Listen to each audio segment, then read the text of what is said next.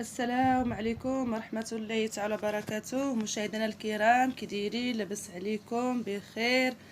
عيدكم مبروك، مسعود عليكم. كصبحتوا مع تماره ديال العيد. اليوم ان شاء الله غادي نقدم معكم لي بات بوزروك باذن الله. قبل ما نبداو ما تنساوش لايك واشتراك وتفعيل الجرس. هنا مشاهدينا، هذه الثومه ديالتي نقيتها وغير كنورك عليها هكا بالسكين، ما كنحكها ما والو، كنورك عليها بهذه الطريقه هكذا، راه كتذوب ما كتبقاش باينه. وكنضيف مطيشه ديالتي نقيتها وحيدت لها القشور، ونضفت الابزار وزدت الملحه. ما تكثروش الملحه بزاف لان ليمون البوزروك تيكونوا شويه مالحين. وزيت العود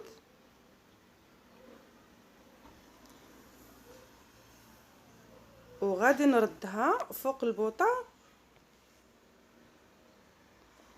هنا ضفت بوزروك ديالتي من بعد ما طابت ليا مطيشه مزيان هكذا حتى كطيب وكتعلق.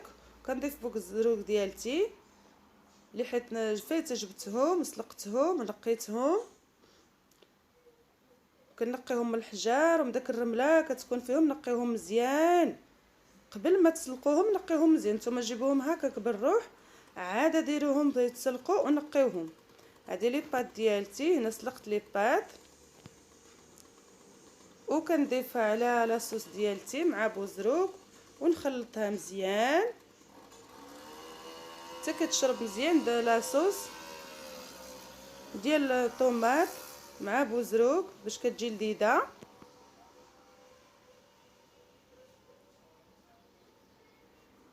صدقوني راها كتجي لذيذه، غير جربوها راها كتجي لذيذه تبارك الله ما شاء الله غزاله. وكنضيف شويه القزبر والمعدنوس في الاخر كنفيني بهم، ولكن يكونوا طريين المشاهدين، يكونوا طريين ديروهم باش كتجيكم البنه ديالهم زوينه، كيجيو عاطين واحد اللذه رائعه.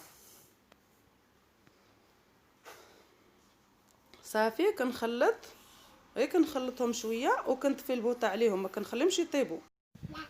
هذا هو الطبق ديالنا النهائي، وبالصحه والراحه، وكنتمنى ينال الاعجاب ديالكم وتردوا عليا ان شاء الله.